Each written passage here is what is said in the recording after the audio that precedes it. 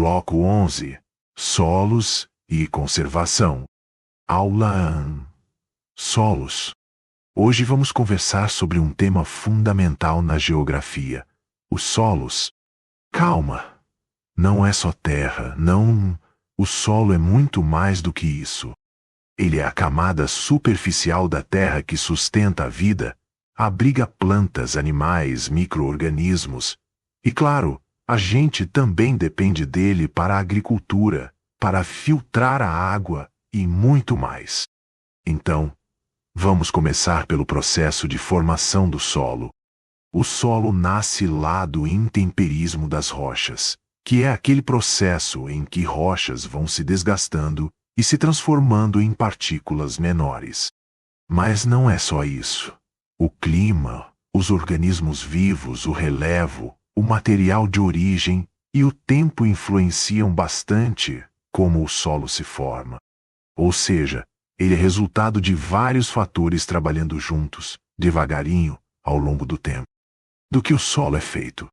Basicamente, ele tem 4 componentes principais: minerais, que vêm da decomposição das rochas; matéria orgânica, que surge da decomposição de seres vivos; água, fundamental para a vida e para processos químicos que acontecem dentro do solo; ar, necessário para as raízes respirarem.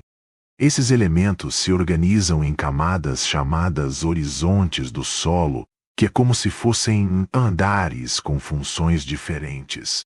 Falando agora sobre tipos de solo, temos algumas categorias importantes. O arenoso, com grãos grandes, que não segura muita água nem nutrientes. O argiloso, com grãos finos, que retém água e nutrientes muito bem. O siltoso, que fica entre o arenoso e o argiloso. E o orgânico, que é rico em matéria orgânica, encontrado em áreas com muita decomposição. No Brasil, alguns solos se destacam, como os latossolos, comuns em regiões tropicais e subtropicais, e os chernossolos, que aparecem mais nas áreas de pradarias. Mas por que o solo é tão importante? Ele sustenta a vegetação, garante alimentos na agricultura, filtra e armazena água, serve de lar para diversos organismos e ainda participa de ciclos essenciais para a vida, como o ciclo do carbono e do nitrogênio. Infelizmente, o solo também pode ser degradado, principalmente por desmatamento e uso excessivo de produtos químicos. Isso leva à erosão e à perda de fertilidade. Por isso, é fundamental cuidar e adotar práticas sustentáveis, para que ele continue cumprindo seu papel na natureza e na nossa vida. E é isso, pessoal. Espero que tenham entendido a importância do solo e como ele funciona. Nosso planeta depende dele e agora vocês também sabem um pouco mais sobre como ele se forma, do que é feito e por que precisamos preservá-lo. Aula 2. Solo. Horizontes e principais tipos de solo. Hoje vamos conversar sobre um tema super importante da geografia: o solo. Mas não é só aquele pedacinho de terra que a gente pisa, viu? O solo é muito mais que isso. Ele pode ser considerado quase um organismo vivo, porque tem micro-organismos que fazem um trabalho incrível dentro dele. Agora, como é que o solo se forma? O processo se chama pedogênese. Basicamente, ele começa com a rocha-mãe, que vai sendo desgastada pelo intemperismo, ou seja, pelo clima, pelo vento, pela água e pela ação dos seres vivos. Com o tempo, essa mistura vai se transformando no solo que conhecemos. E o resultado desse processo é o que chamamos de horizontes do solo. Falando em horizontes, vamos conhecê-los. Primeiro, temos o horizonte ou. Essa é a camada mais superficial, cheia de matéria orgânica em decomposição, como folhas e restos de plantas. Depois vem o horizonte A, também chamado de camada arável, porque é rica em minerais e matéria orgânica, aquela que a gente usa na agricultura. Abaixo dele, encontramos o horizonte B, onde acontecem os processos de acumulação de materiais, como argila e nutrientes que descem da camada A. E, por fim, o horizonte C, formado pela rocha-mãe intemperizada, que serve de base para os outros horizontes. Beleza? Agora que a gente conhece os horizontes, vamos falar sobre os principais tipos de solo do Brasil, que você precisa saber para o Enem e concursos. Latossolos, solos profundos, ácidos e de baixa fertilidade natural. Eles dominam as regiões tropicais. Argissolos têm uma camada B argilosa, comum em relevo mais suave. Neossolos, pouco desenvolvidos, quase sem horizonte B. Vertíssolos, ricos em argilas expansivas, sujeitos a rachaduras e movimentos. Chernossolos, escuros e férteis, cheios de matéria orgânica. E uma dica importante: quando você estiver estudando, tente associar o tipo de solo ao clima, vegetação e uso agrícola da região. Isso ajuda muito a memorizar e ainda entender melhor como o solo influencia a vida e a produção de alimentos. Aula 3. Contaminação dos solos. Hoje a gente vai falar sobre um tema super importante: a contaminação dos solos. Você já parou para pensar que o solo não é só terra onde a gente planta ou pisa? Ele é um sistema vivo, cheio de nutrientes, água e organismos que mantém a vida funcionando. E, quando ele é contaminado, todo o ecossistema e até a nossa saúde podem ser afetados. O que é contaminação do solo? Contaminação do solo é quando o solo perde suas características normais por causa de substâncias nocivas. Essas substâncias podem ser resíduos industriais, produtos químicos da agricultura ou até lixo das cidades. O problema é que isso não afeta só o solo. Pode comprometer a fertilidade, contaminar a água que usamos e até prejudicar a saúde de pessoas e animais. Quais são as principais causas? Vamos lá. As principais fontes de contaminação são 5. Indústria.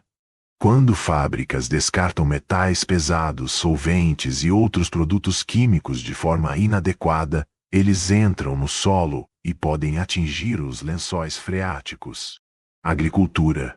O uso exagerado de agrotóxicos e fertilizantes químicos faz com que essas substâncias se acumulem no solo, prejudicando a biodiversidade. Resíduos urbanos. Lixões e aterros mal administrados liberam o chamado chorume, que é altamente tóxico e contamina tanto o solo quanto a água. Mineração e garimpo. O uso de mercúrio e outros metais pesados deixa o solo extremamente poluído. Desmatamento. Sem vegetação, o solo fica vulnerável à erosão e à perda de nutrientes. E quais são os efeitos disso tudo? O solo perde fertilidade, dificultando a produção agrícola. Substâncias tóxicas entram na cadeia alimentar, afetando plantas, animais e, claro, nós. Contaminam águas subterrâneas que usamos para beber e para irrigação. A biodiversidade diminui porque os organismos que mantêm o solo saudável desaparecem. E, no fim, tudo isso gera problemas de saúde pública. Como prevenir e combater? A boa notícia é que existem soluções. Descarte correto de lixo e resíduos industriais. Uso responsável de fertilizantes e agrotóxicos, adotando técnicas sustentáveis. Reflorestamento e recuperação de áreas degradadas. Educação ambiental, para todo mundo entender a importância de cuidar do solo. O solo pode parecer simples, mas ele é essencial para a vida e precisa da nossa atenção. Vamos cuidar dele. Aula 4. Erosão dos solos e suas consequências. Hoje a gente vai falar sobre um tema super importante para o Enem e concursos: erosão dos solos e suas consequências. Então, pega seu caderno, que vamos entender tudo direitinho. Primeiro, vamos lembrar o que é solo. O solo é aquela camada superficial da terra formada a partir do desgaste das rochas. Ele é composto por minerais, matéria orgânica, água e ar. Ou seja, ele não é só terra. Ele é fundamental para a agricultura, para a construção e, claro, para a vida. Sem solo saudável, nada cresce direito, rios sofrem e até a gente sente no dia a dia. Agora, o que é erosão? Erosão é basicamente o desgaste do solo e das rochas. A água, o vento e até a ação humana podem arrancar partículas do solo e levá-las para outro lugar. E quando a gente mexe demais no ambiente, desmatando, cultivando de forma inadequada ou construindo sem planejamento, a erosão se acelera. Existem vários tipos de erosão, e é importante saber identificar. A erosão laminar é quando a chuva remove a camada superficial do solo. A erosão por sulcos forma aqueles sulcos pequenos, mas profundos pelo caminho da água. Já as ravinas são valas maiores e as vossorocas bem grandes chegam a comprometer completamente o terreno. Entenda agora esse processo de trás para frente. As vossorocas chegam a comprometer completamente o terreno porque representam um estágio avançado do processo erosivo. Vou te explicar.